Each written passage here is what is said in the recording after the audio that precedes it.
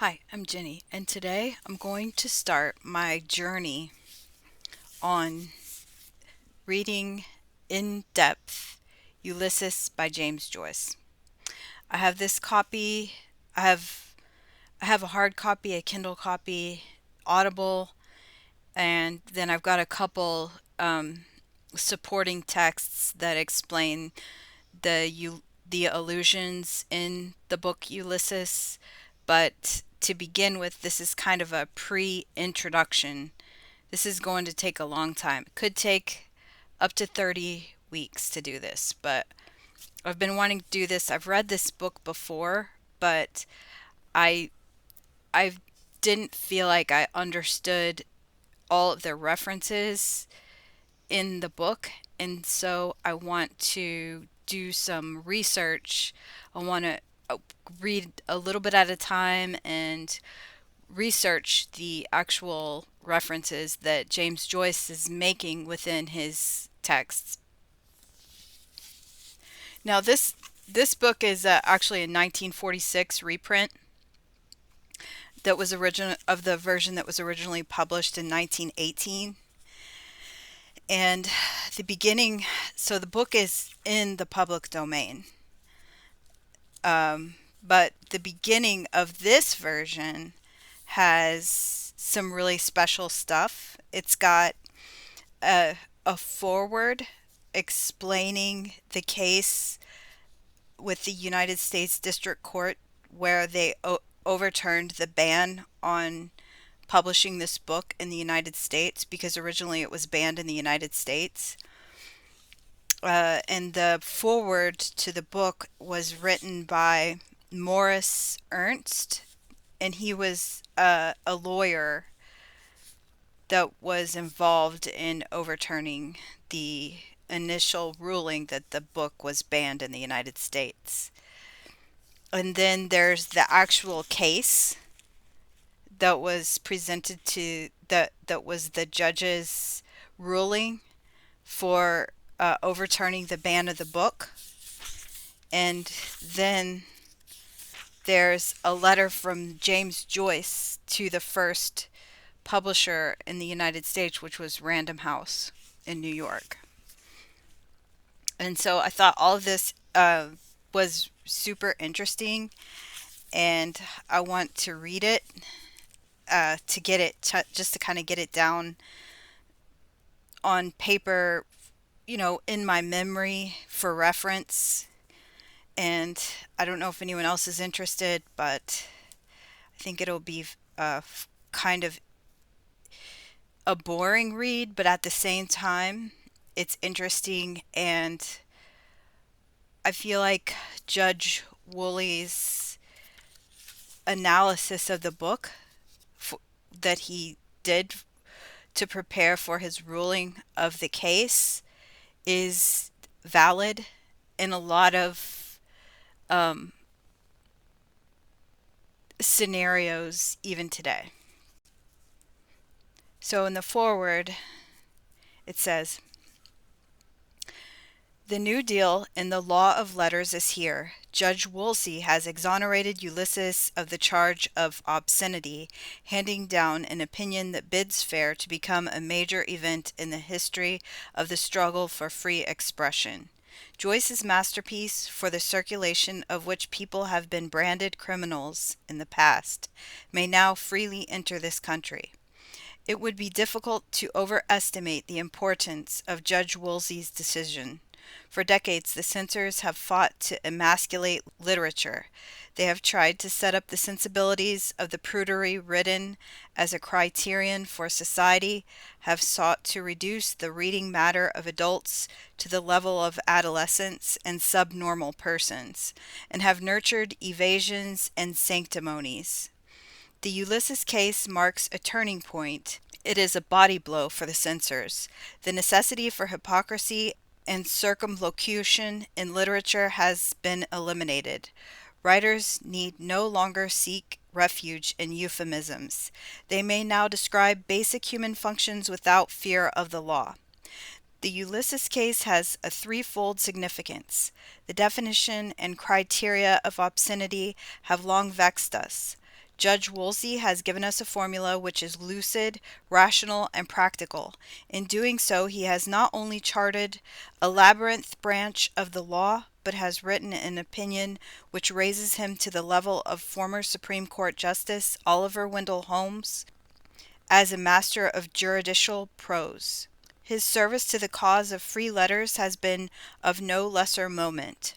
But perhaps his greatest service has been to the community. The precedent he has established will do much to rescue the mental pabulum of the public from the censors who have striven to convert it into treacle, and will help make it the strong, provocative fare it ought to be. The first week of December 1933 will go down in history for two repeals, that of prohibition and that of legal compulsion for squeamishness in literature. It is not inconceivable that these two have been closely interlinked in the recent past, and that sex repressions found vent in intemperance. At any rate, we may now imbibe freely of the contents of bottles and forthright books.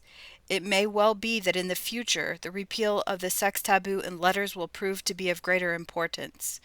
Perhaps the intolerance which closed our distilleries was the intolerance which decreed the basic human functions had to be treated in books in a furtive, leering, and roundabout manner. Happily, both of these have now been repudiated. The Ulysses case is a culmination of a protracted and stubborn struggle against the censors, dating back to the victory over the New York Vice Society in the Mademoiselle de Maupin case in 1922, coming in logical sequence after Well of Loneliness case, the Dennett case, the cases involving Dr. Stopes' books, the Casanova Homecoming case, the Frankie and Johnny case, and the God's Little Acre case, all of which have served to liberalize the law of obscenity. The victory of Ulysses is a fitting climax of the salutary forward march of our courts.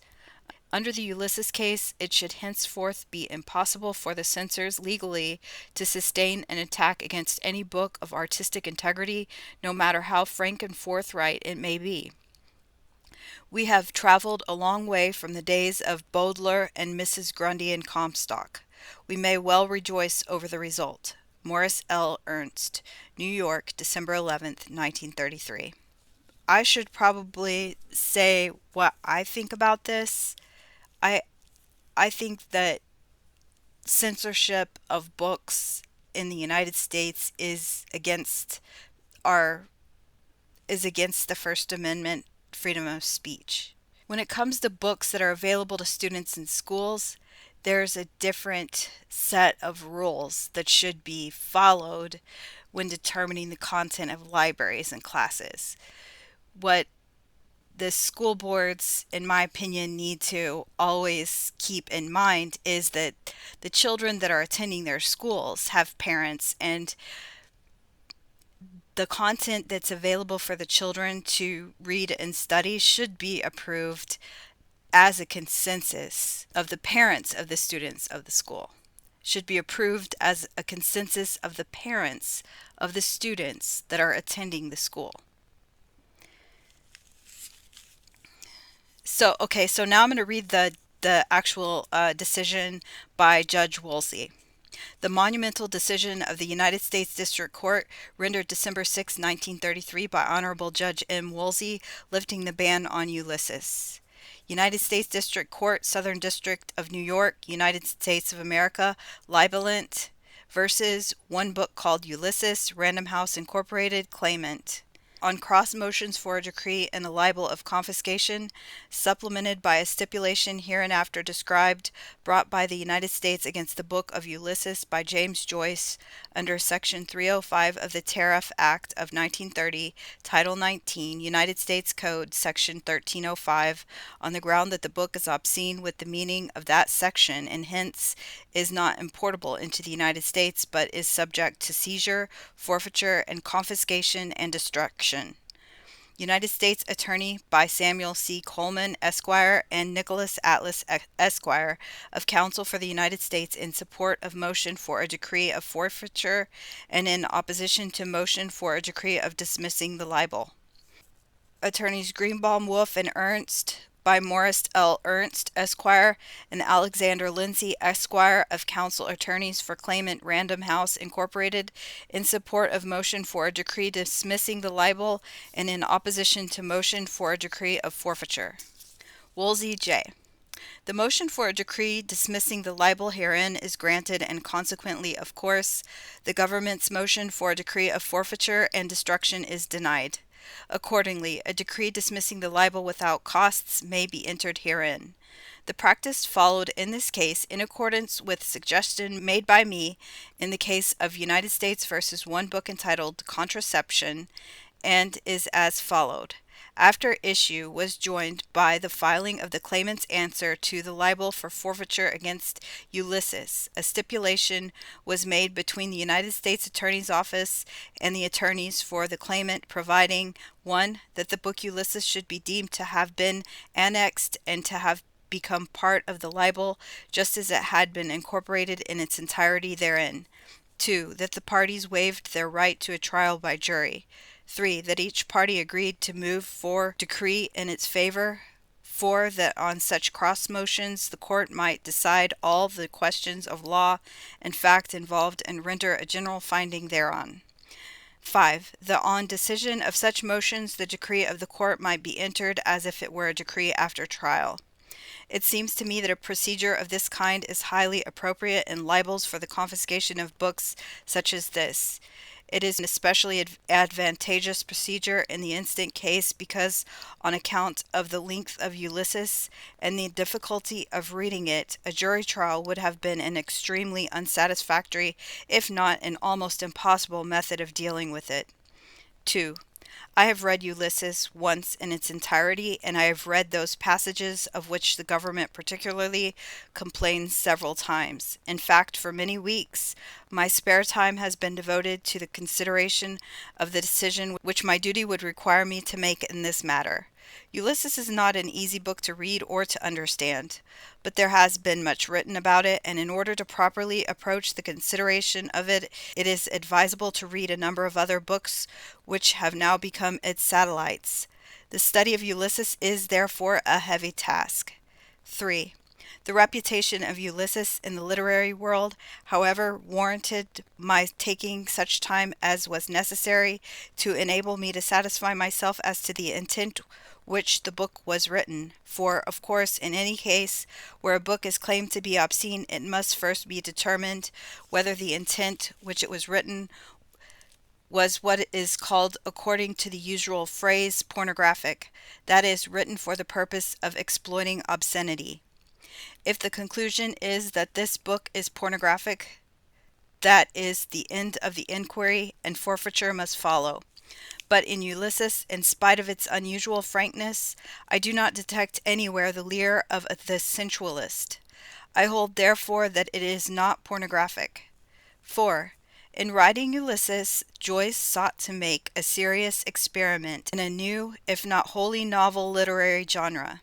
He takes persons of the lower middle class living in Dublin in 1904 and seeks not only to describe what they did on a certain day, early in June of that year, as they went about the city bent on their usual occupations, but also to tell what many of them thought about the while.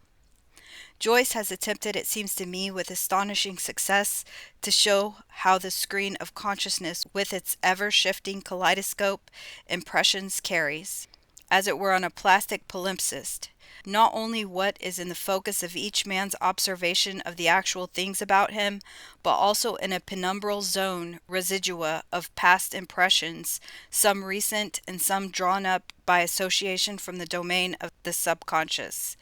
He shows how each of these impressions affects the life and the behavior of the character which he is describing.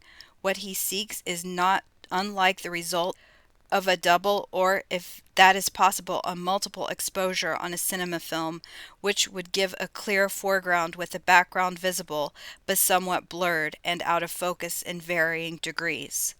To convey by words an effect which obviously lends itself more appropriately to a graphic technique accounts, it seems to me, for much of the obscurity which meets a reader of Ulysses.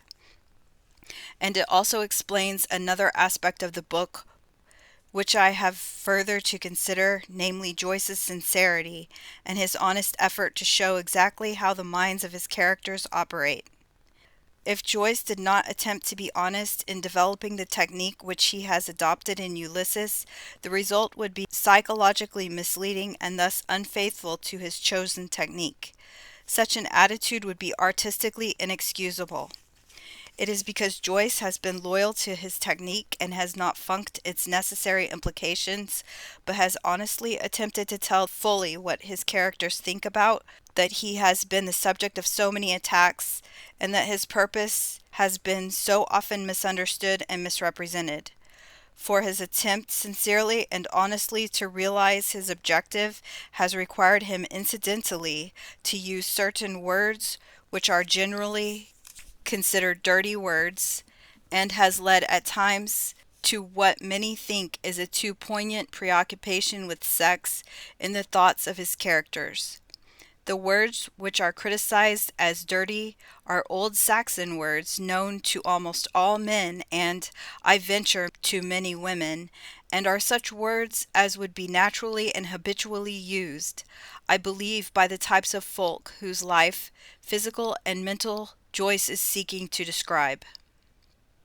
In respect of the recurrent emergence of the theme of sex in the minds of its characters, it must always be remembered that his locale was Celtic and his season was spring. Whether or not one enjoys such a technique as Joyce uses is a matter of taste, on which disagreement or argument is futile. But to subject that technique to the standards of some other technique seems to me to be a little short of absurd.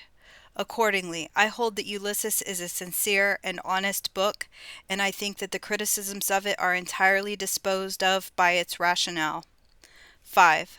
Furthermore, Ulysses is an amazing tour de force when one considers the success which has been in the main achieved with such a difficult objective as Joyce set for himself. As I have stated, Ulysses is not an easy book to read. It is brilliant and dull, intelligible and obscure by turns. In many places it seems to be disgusting, but although it contains, as I have mentioned above, many words usually considered dirty, I have not found anything that I consider to be dirt for dirt's sake. Each word of the book contributes like a bit of a mosaic to the detail of the picture which Joyce is seeking to construct for his readers. If one does not wish to associate with such folk as Joyce describes, that is one's own choice. In order to avoid indirect contact with them, one may not wish to read Ulysses. That is quite understandable. But when such a real artist in words as Joyce undoubtedly is, seeks to draw a true picture of the lower middle class in a European city, ought to be impossible for the American public legally to see that picture? To answer the question is not sufficient merely to find, as I have found above, that Joyce did not write Ulysses with what is commonly called pornographic intent. I must endeavor to apply a more objective standard to his book in order to determine its effect in the result, irrespective of the intent with which it was written. The statute under which the libel is filed only denounces, insofar as we are here concerned, the importation into the United States from any foreign country of any obscene book, Section 305 of the Tariff Act of 1930. Title 19, United States Code, Section 305. It does not marshal against books the spectrum of condemnatory adjectives found commonly in laws dealing with matters of this kind. I am therefore only required to determine whether Ulysses is obscene within the legal definition of that word.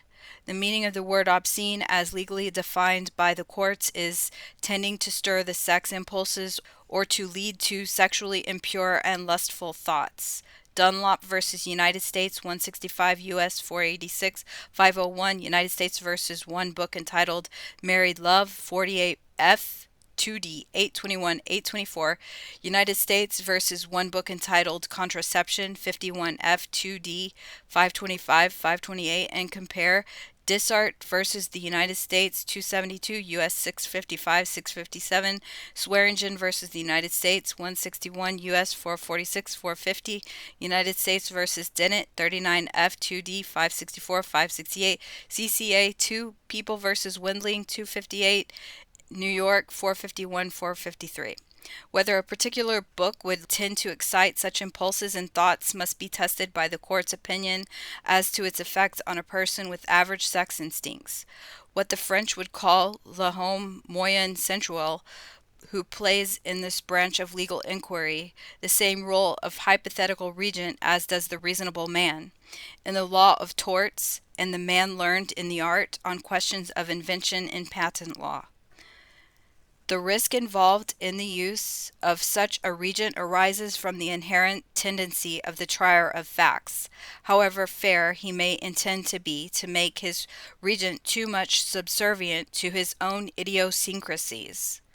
Here I have attempted to avoid this, if possible, and to make my regent herein more objective than the might otherwise be, by adopting the following course.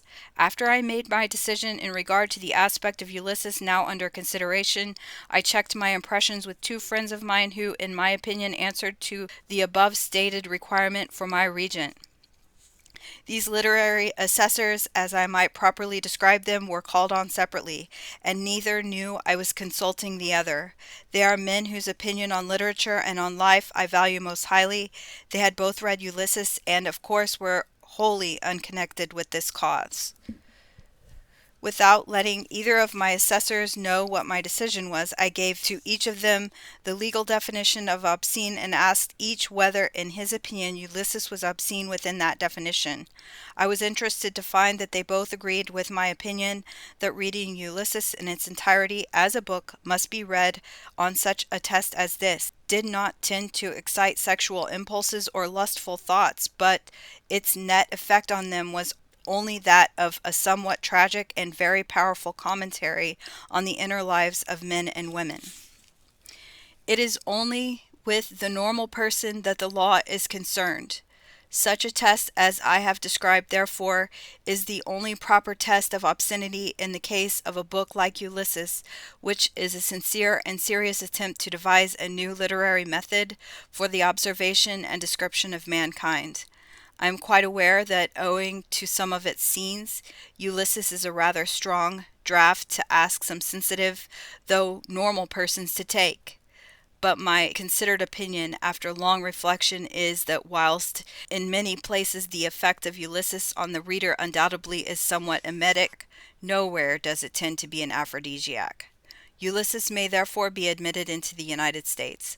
John M. Woolsey, United States District Judge, December 6, 1933. Lastly, I'm going to read the letter from James Joyce to the Random House publisher.